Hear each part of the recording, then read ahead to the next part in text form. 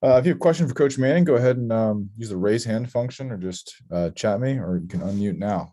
Jacob Richmond, why don't you start us off? Hey, Coach, how's it going? Good. How are you? Doing well, thanks.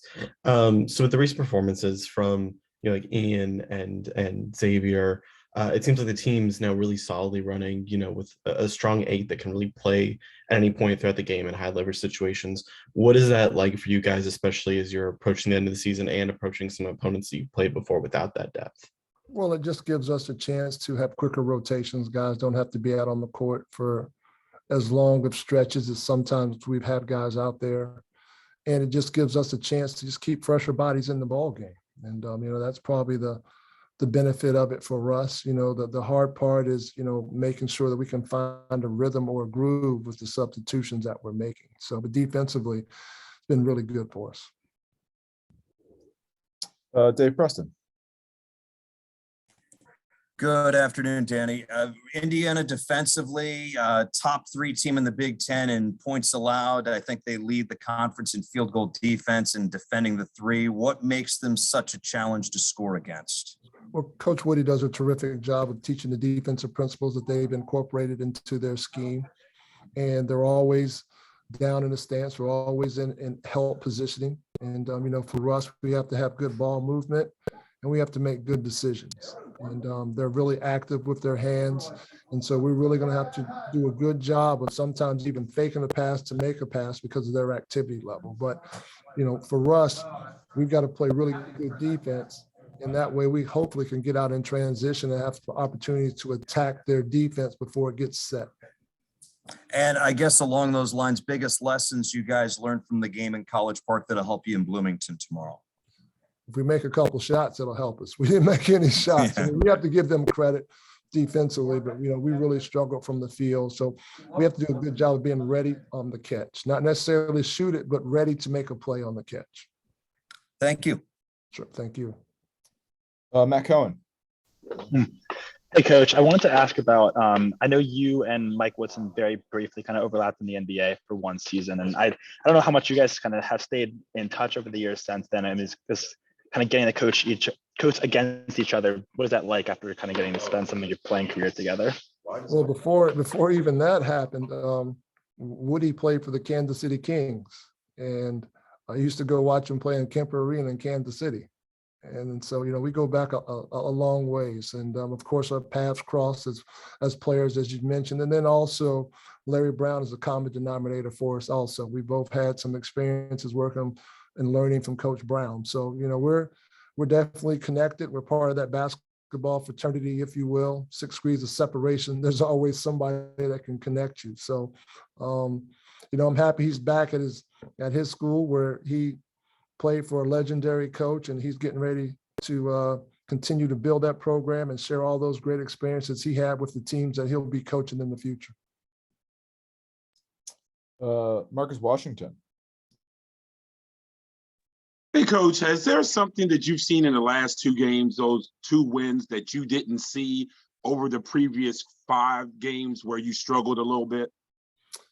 To be honest with you, I think it's just more of the power of urgency, right?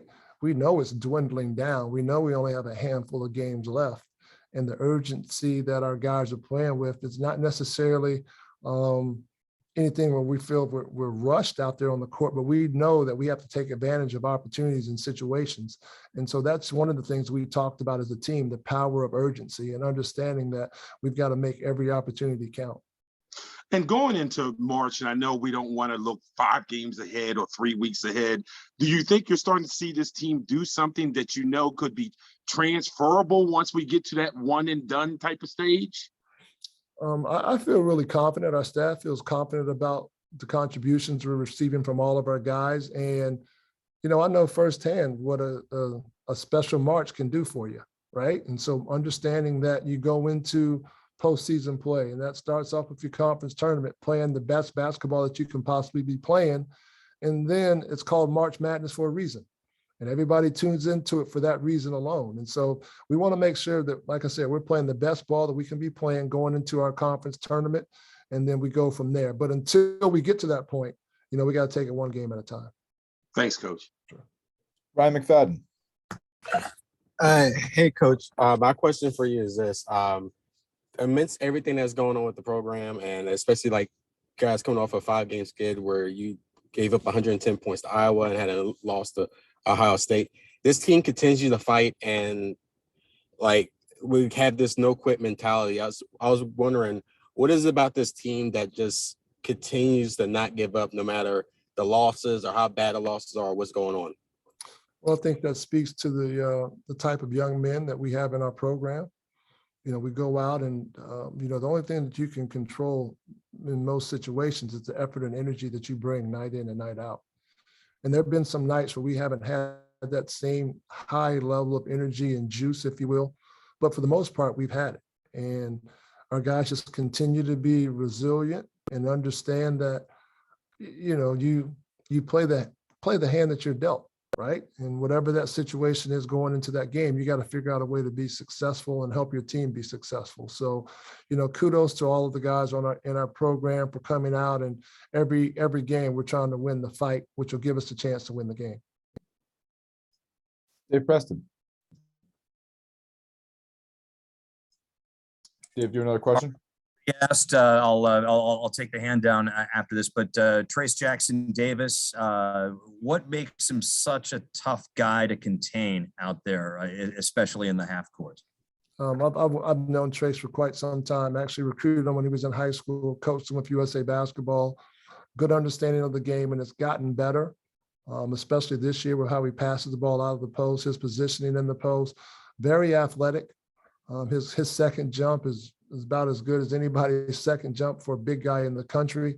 In the way that he moves, you know, he catches the basketball and he covers ground when he dribbles the ball, and that makes him a tough cover, because if you can't cut him off, he's getting to the rim. If you cut him off, he counters back with some type of move. So he's a terrific basketball player, and you know, we've got our work cut out for him. But he's athletic. He has a better understanding of what he needs to do to be successful, and his teammates understand they got to get him touches.